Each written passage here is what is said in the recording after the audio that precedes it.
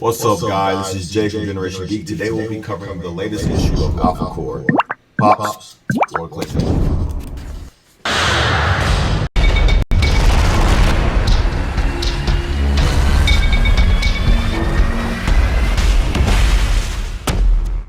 This segment of Generation Geek is brought to you in part by Ka-Pow, the Comic Art Academy. What do your favorite TV shows, hit movies, and epic video games all have in common? They were created by and employ comic book artists. Want to know how? Then you want Ka-Pow. Check out their YouTube at Ka-Pow School or visit teachyoutodraw.com for more information.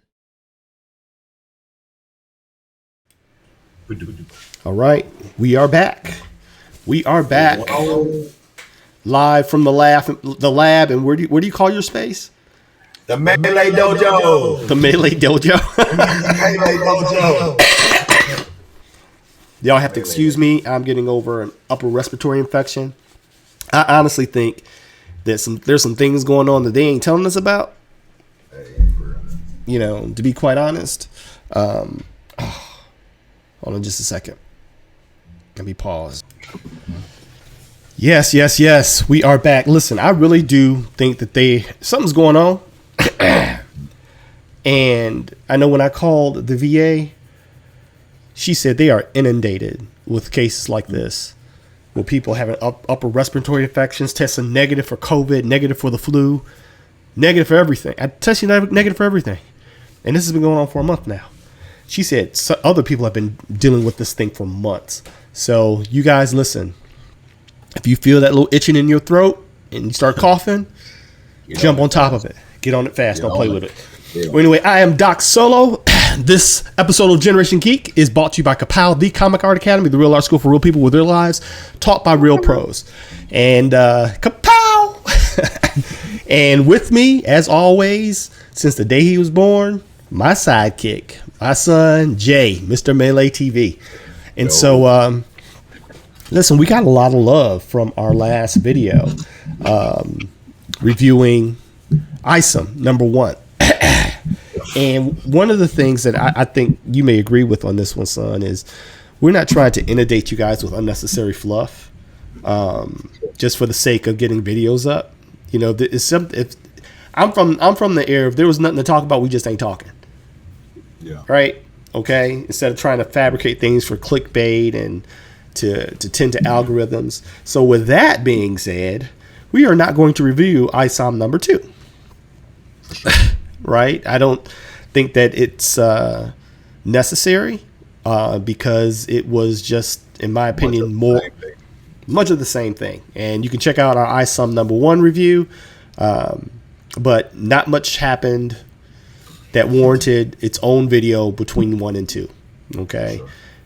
If anything, there was really no differentiation between the two issues, in my opinion. But we are going to talk about the newest release from Rippaverse, Mr. Eric July, and another this was $1 million, but it's over $1 million, which is huge.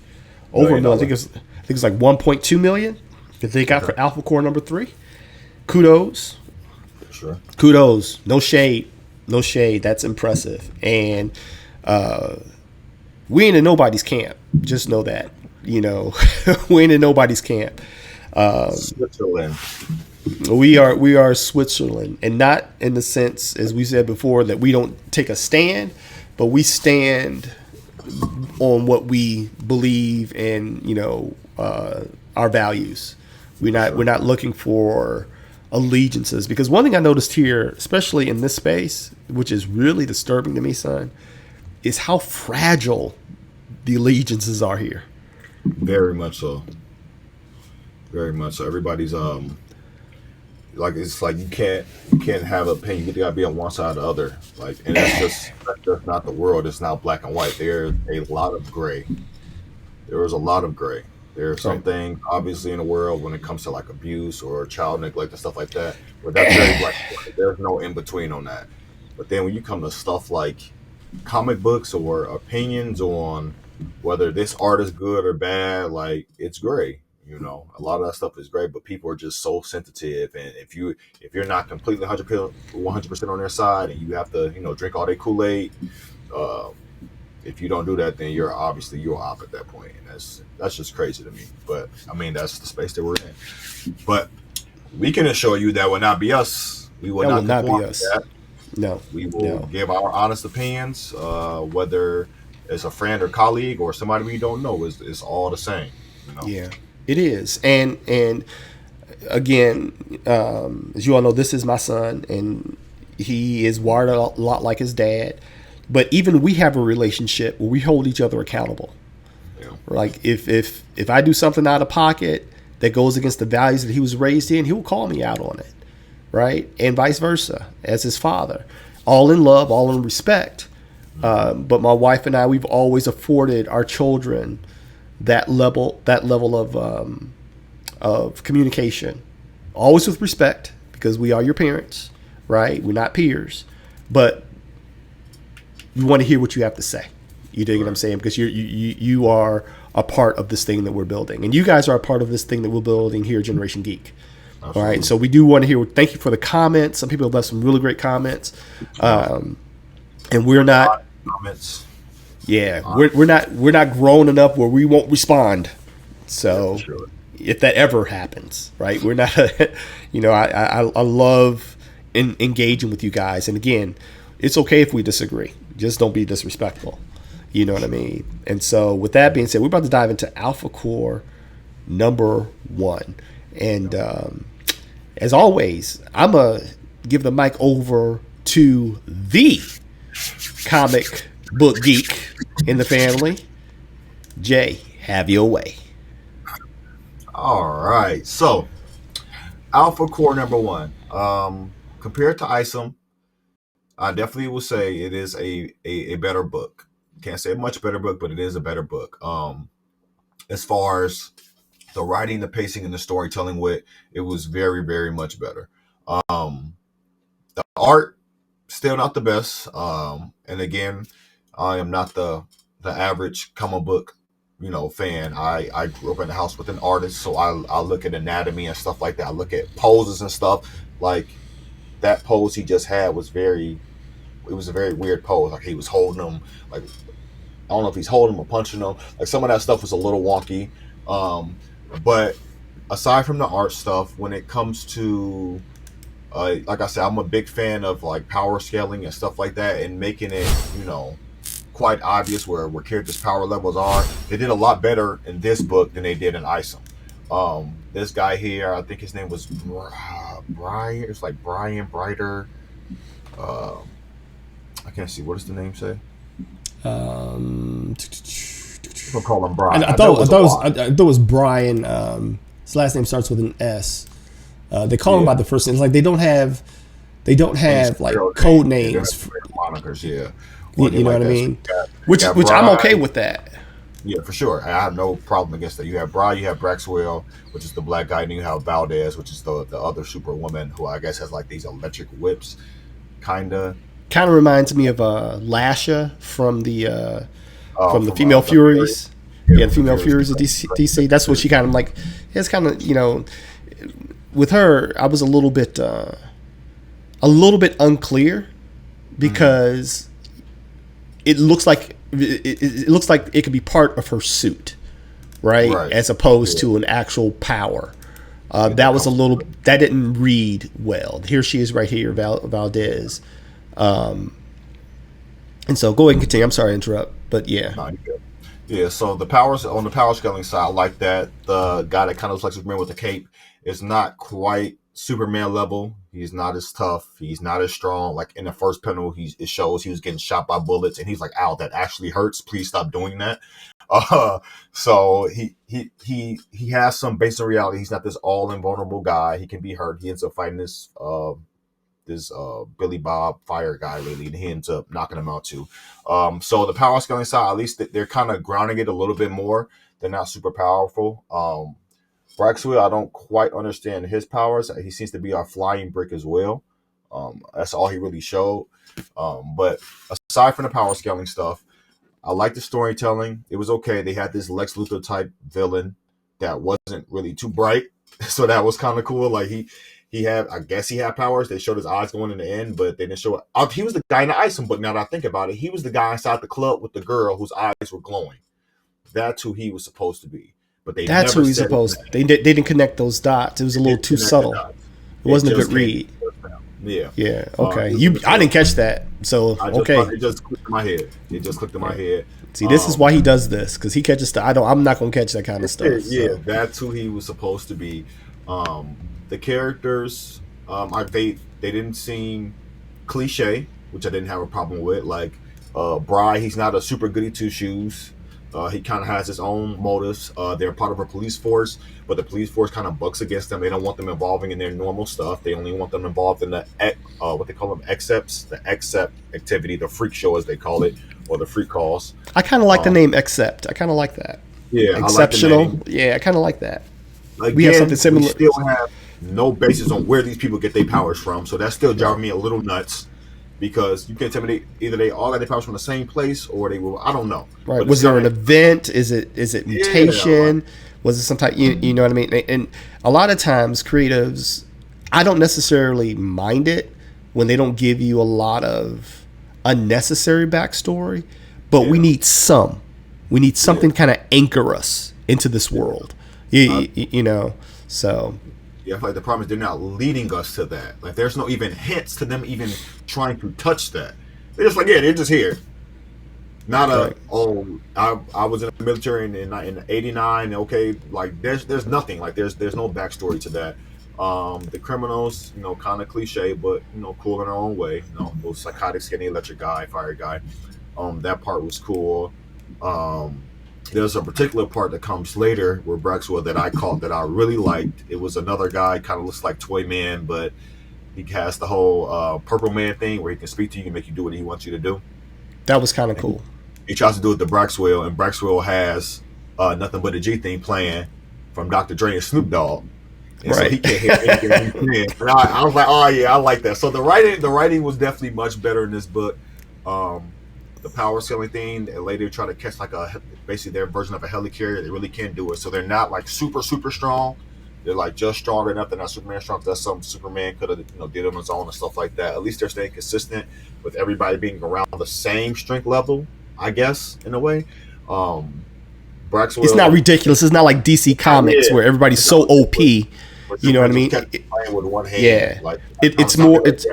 It's more grounded like Marvel. More grounded. Yeah. It's more grounded. Yeah. More palatable. That's always been the problem with DC to me. Because I still tell people all the time, DC, by and large, in my opinion, has more interesting characters, right? The problem is the characters are always grounded on powers that are inconsistent in their scaling, and most characters are too powerful where it makes no sense, and it makes other characters, especially if they're on the team, obsolete.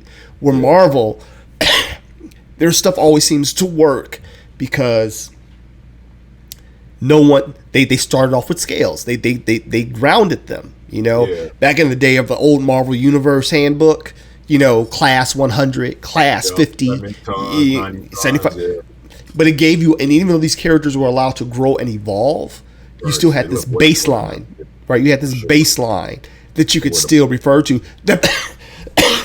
Excuse me, y'all. But that even to this day, even if you never read the Marvel universes, it still carries, right? It still holds. So good stuff. This segment of Generation Geek is brought to you in part by Ka-Pow, the Comic Art Academy. What do your favorite TV shows, hit movies, and epic video games all have in common? They were created by and employ comic book artists. Want to know how? Then you want Ka-Pow. Check out their YouTube at Ka-Pow School or visit teachyoutodraw.com for more information. Yeah, everybody's showing their strength levels and stuff like that. Again, the story was good. Wasn't nothing super spectacular. Still really don't know who the bad guy really is. Like I say, he's a Lex Luthor type. We don't know. He doesn't seem too bright. He keeps making mistakes, and his assistants keep cleaning up his work, all the stuff that he does wrong. But yeah, it was a much better story overall. A lot more interest. I will say this, it didn't feel like a chore to read like Isom did. It didn't feel like a chore. Like, I didn't get bored of watching. I was kind of like, okay, I want to see what happens on the next page. Like, where are you taking me? And they didn't really take me nowhere super fantastic, but it was at least interesting. I'll give it that. It wasn't like no super payoff at the end. He was like, oh yeah, that was nice. It was kind of like and then this was a weird part where the banker who got manipulated into, open up the safe box certainly was so smart and knew that the guy will burn all the oxygen inside the vault, and he was kind of like, I'm like, is he a hero too? And it was some stuff was a little wonky, as expected, but it was better. It was a better book, all in all. Okay. I mean, I agree. All right. So, as always, here comes the Doc Solo, the art teacher. All right. First of all, I stand by my initial assessment. You should have led with this. This is what should have launched the Rippaverse. Okay. At the very least, it was in the hands of competent, vetted professionals. Everything that you mentioned was story. Yeah. Right? And story is king. That's one of the things we teach at Ka-Pow. Story above all. You can get away with, you'll have a hit. You have a bona fide hit with a good story and mediocre art. But you will have an abject failure with a broken story and fantastic art. Mm-hmm. Right? Everything rests upon that foundation that is the shoulders of the writer. And Chuck Dixon he's a legend in his own right. He's been around forever. And I'm not one of those guys that think, I'm not one of those guys, I'm going to segue into my next comment. I don't believe just because you've done something long means that you've done it well. Right? Sure. That is a myth. That is not a truism. Just because you've done something long doesn't mean that you've done it well. Okay? We know tons of actors that have acted for decades that absolutely suck, right? But they managed to stay in the business. With that being said, Chuck Dixon has always been a top tier writer, in my opinion. Okay, he's been one of those guys that you kind of know what you're going to get with him. You're getting strong acts of setup, conflict, and resolution. It's clear that he's taking you somewhere. What I like what Chuck Dixon did is even though we don't have all the answers, because one of the foremost tenets in storytelling is you got to answer the who, what, when, where, why, and how, right? And you keep answering those in repetition in a structured order, okay? He started answering questions, okay? He gave us context. Yeah. He gave context. He provided context for the reader and he's beginning to shape the Rippaverse. I'm hoping that he's being trusted with the world building in its entirety because he's qualified. Like even in like one of my best favorite scenes was the one with the cop that was with Valdez, right? That was with Valdez and magnetic guy, the magnetic guy who couldn't move, And I don't want to give away the whole story. If you guys want to purchase, you can find it on his website. Okay, that's why we're not showing all the pages, but this guy right here. A little confusing how the powers are being displayed here. It looks electrical, which looks redundant. And so he needed some exposition. I don't think it was a great power signature. It's like the other electrical guy. They look exactly the same. His magnetic, his electrokinesis. Yeah. And the reason we do these different power designs as artists is to add character and personality to a specific power set so that it reads visually that there's a difference here. That's why we always have Magneto with the waves, right? You'll probably get some Kirby crackle, right? But you're going to get a wave effect, right? That's by design, right? Exactly. That's why Jean Grey's looks a certain way and Psylocke. It looks all wiggly and looks right. fluid.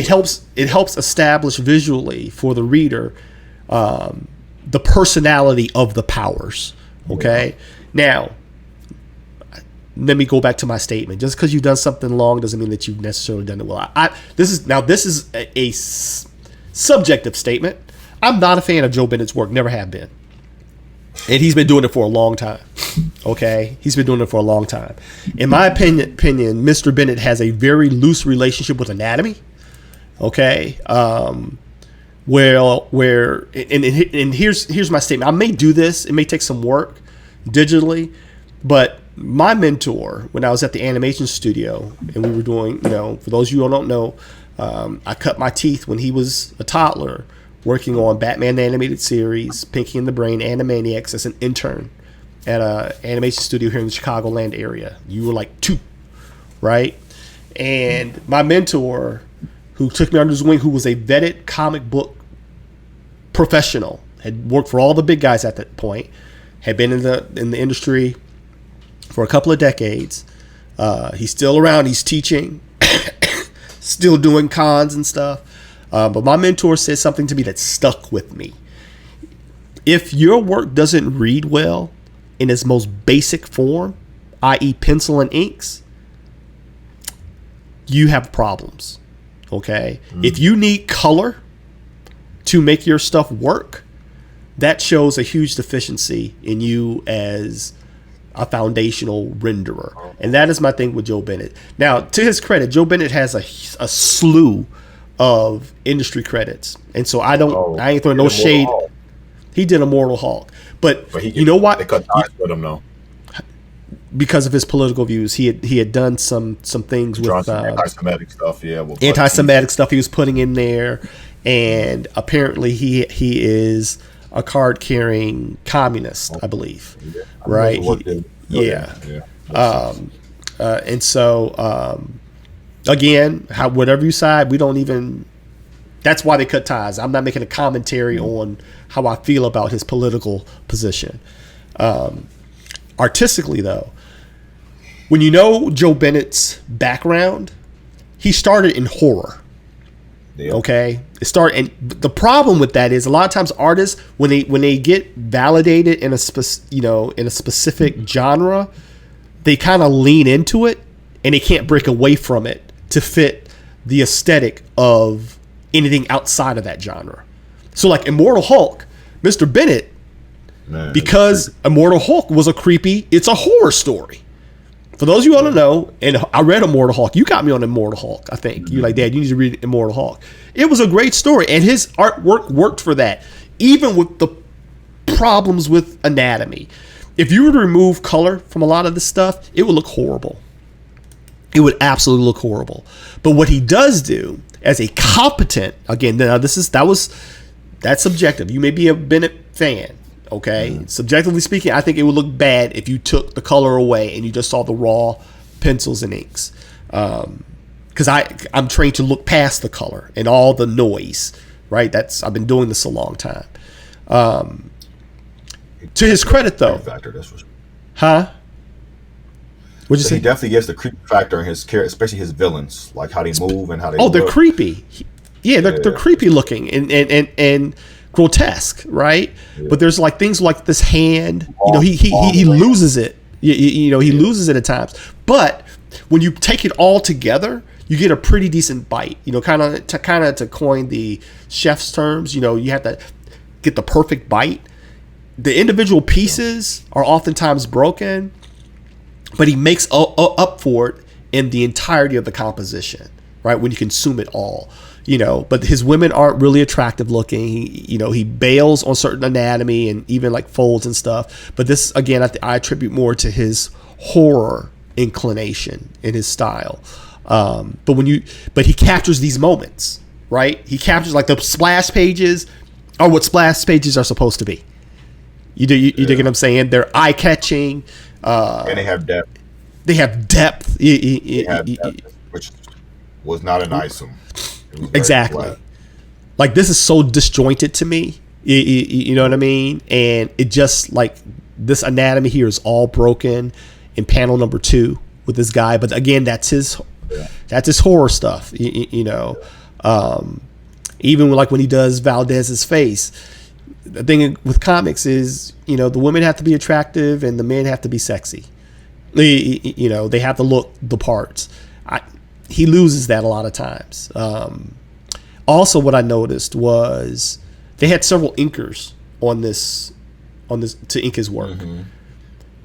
His work, in my opinion, was too easily affected by the inkers.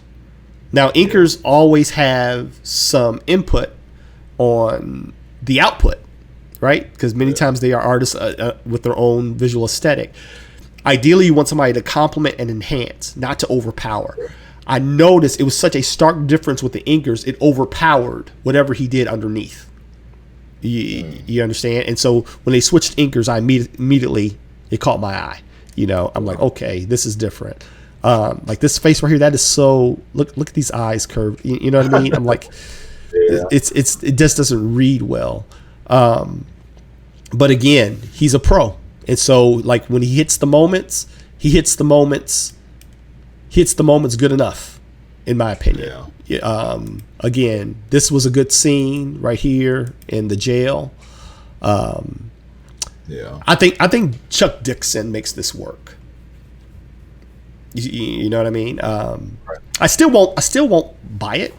The price point is prohibitive to me. Now, to his credit, if you go to his site, he has bundles now, right? He has bundles of his packages where he's throwing in like an ISOM and an Alphacore #1, both for the price of like $38 or something like that. I'm like, what? When I paid $35 for one? That's a little bit problematic to me. Number one, it seems as if you're backing off of your initial offering, right? I understand because he has a warehouse and stuff that he has overhead he's got to get rid of. Yeah. Okay. And he probably has a lot of overhead of his back issues. But I think it's a little bit too early right now to be offering such severe cuts on your... The whole thing ain't a year old. Yeah. But this is my question, though. Do you take it as part of him listening, or do you think it's just he's looking at his finance and looking at his numbers and realize you gotta? I don't like to speculate, but things being what they are, I hazard to how he has expressed himself to date, in his online presence. One to listen and not resist the crowd, that doesn't seem to be a strong character trait of his to me. For sure, right? I agree. I'm thinking it's more of a business move to unload overhead, because again, you're getting 2 books a little bit over the price of one, where basically you're maintaining the value, the sense of value in the first book, keeping it at like $30+, but now ISOM 2 and ISOM 1, you're basically giving it all away for almost free. Yeah. In a package. To me, that undermines your credibility of your property. You know me, son. I'm not one to back off of value. Like when you bring value, stand by it. I'm not a big fan. Porsches never go on sale. They Lamborghini ain't never having a blue light special. Okay, not happening. All right. When entities know the value of the products that they're producing, they are unapologetic about it. For sure. I'm built like that. Okay. On the flip side, even like with the properties that we're producing, they're fairly priced from Jump Street without undermining my sense of value that I know that I bring to the table. So good luck getting a discount on the book that came out years ago. Actually, it should go up in value according to the speculators market. You follow me? Right? It should go up in value. Like our War in Paradise Zero cover price was $350 when I released it. Now they're $10 a piece. I'm not going backwards because of the value that I know that I brought, even then, 16 years ago. So to me, that's when I went to the site, I found that a little bit telling. Okay, especially considering there's no real time gap between the release of issue 1 and ISOM 1 and Alphacore 1. There's not a whole lot of time in between those. Yeah. For you to be giving such a drastic discount. And so, I don't think that it's him listening to his audience or looking at the numbers. Because I think Alphacore by itself, and I don't want to, let me pull it up here real quick without making sure I get my information correct. See, Rippaverse. Make sure I get my information correct because I don't want to say something that's off-putting. Well, I'm looking for this. What else you got? Huh? I like this part in the book. Also, I like the part in the book too with this the electric guy kept biting his tongue. He kept biting his tongue. That is masterful writing to me. He saw moments to add humor. He made the humor. Again, Chuck Dixon. I don't think Warren is a big fan of Chuck Dixon. He'll probably call and correct me after he sees this, but I don't think he's a big fan of Chuck Dixon. But Warren is also a high end writer, mostly in prose. Right. But I think that's more subjective. When I talk objectively about his ability to execute, right. You know what I'm saying? No, he's that dude. He knows how to craft a story. He knows how to craft a story. So yeah, I'm looking at his website, and so like a first appearance pack, which has ISOM #1 cover C and Alphacore #1, $35. Oh wow! ISOM #1 by itself was $35. You see the point? You see the point that I'm making? When it came out. So now I kind of feel cheated. Not even a $40 bundle or nothing. You can't even make it the whole number. Right. And now he got bundles, but now I got cheated off of that first. I feel like I really do feel like I got cheated at this point. I'm like, wait a second now, and I think that the pricing scale is a little inconsistent because now he has a book pack of 4 books, which is all Alphacore covers, right? Cover A, B, C, and D, $120. So now you're back at $30 a book for Alphacore. So now you're devaluing ISOM. Does that make sense? Right? You're saying the ISOM's value was inflated. That's how I'm looking at it as a businessman, right? And so I'm basically going to get, now I'm willing to give you that. It hasn't even been a year between the releases. I think that these are missteps as a business. Don't apologize for your value, even though I don't agree. I think you're overvalued. Again, I wouldn't pay more than. I'm not buying these books for more than $20. I'm not. Agreed. Okay, I'm not. You start hitting 25, 30, I'm tapping out. And it's not because I ain't got money. It's because I don't think you're giving that value. Even with Bennett and Dixon. I think Joe Bennett was at his height, maybe in the 80s, in the 80s, early 90s. Okay. These are not what I consider powerhouse creative teams. Certain powerhouse creative teams can justify that price. These are competent, proven professional teams. But again, the market decides. These are our opinions. But I think when I look at the numbers, as impressive as they are, $1,212,662 in total sales, 12,533 total purchases, right? That's impressive for an indie. But when I hold that number against this is your 3rd book, when I see it's a 67% decline in sales, as a businessman, when I put my businessman hat on, that bothers me. It's time to go back and tweak some things at that point. So that's all I got on Alphacore. Check it out. It's a good read. I don't think the juice is worth the squeeze as far as the price. That's just my opinion. I would buy it at a lower price point. Right. I would buy it at a lower price point because it was enjoyable. Like this scene right here, Bennett. This is a competent artist, right? He captures this moment. You know what I mean? Everything's in place. The anatomy is sound. Nothing. And here's another thing we got to consider. We got to consider this, right? In closing, the more proficient you are at any of your craft, the more nitpicky you have to be as a critiquer. And that's a good thing. Right. That's a good thing. That means you've got all the fundamentals covered, right? You got the big things pretty much handled. Right. I know Joe Bennett is competent. I think he checks out at times artistically just to get the stuff done. Yeah. I think he just checks out. Let me just get this done. I'll let the inker hang. You dig what I'm saying? And to me, that is a matter of lapsing. Yeah. That's a matter of a professional integrity issue to me. You know what I mean? I always want the next stroke to be better than the previous stroke. You know, and the fact that you're working for an independent, I guarantee you may have had some deadlines, but because it's an independent and not a whole lot of people were like waiting, this is the first issue. I'm sure you had enough time in your arsenal to kind of really knock some of these out better than he did. Right. So never been a big Joe Bennett fan. Again, see, he catches his moment in the hangar. You know, that's strong. That's sound. I don't like it from an aesthetic point of view, right? I don't like it.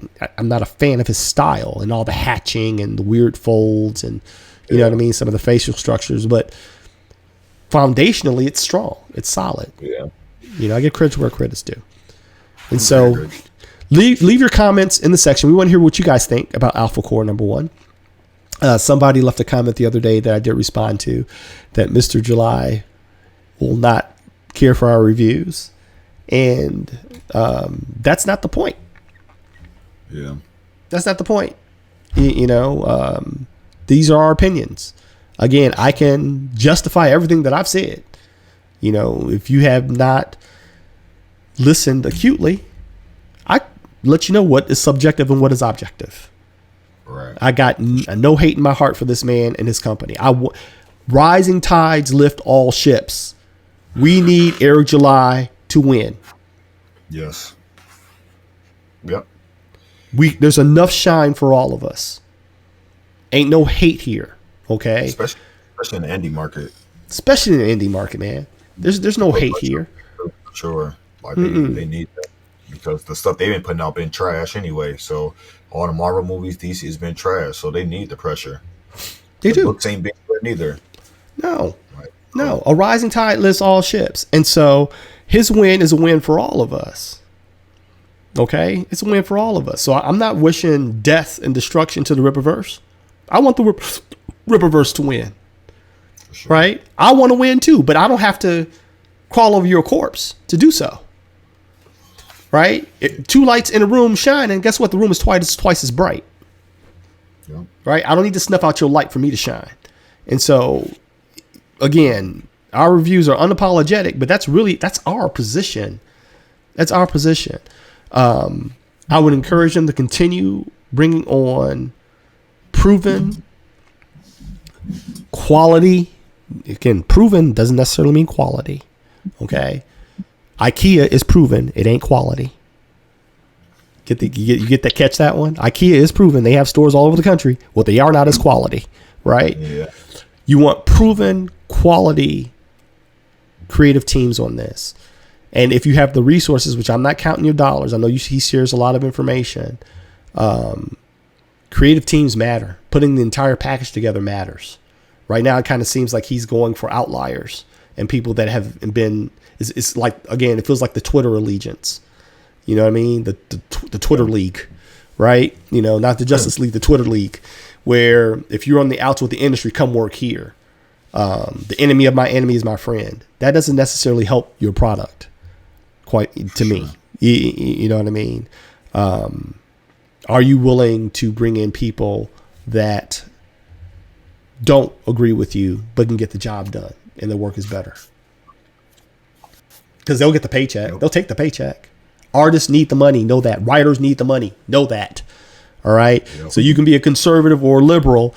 I'm considered a conservative. Guess what?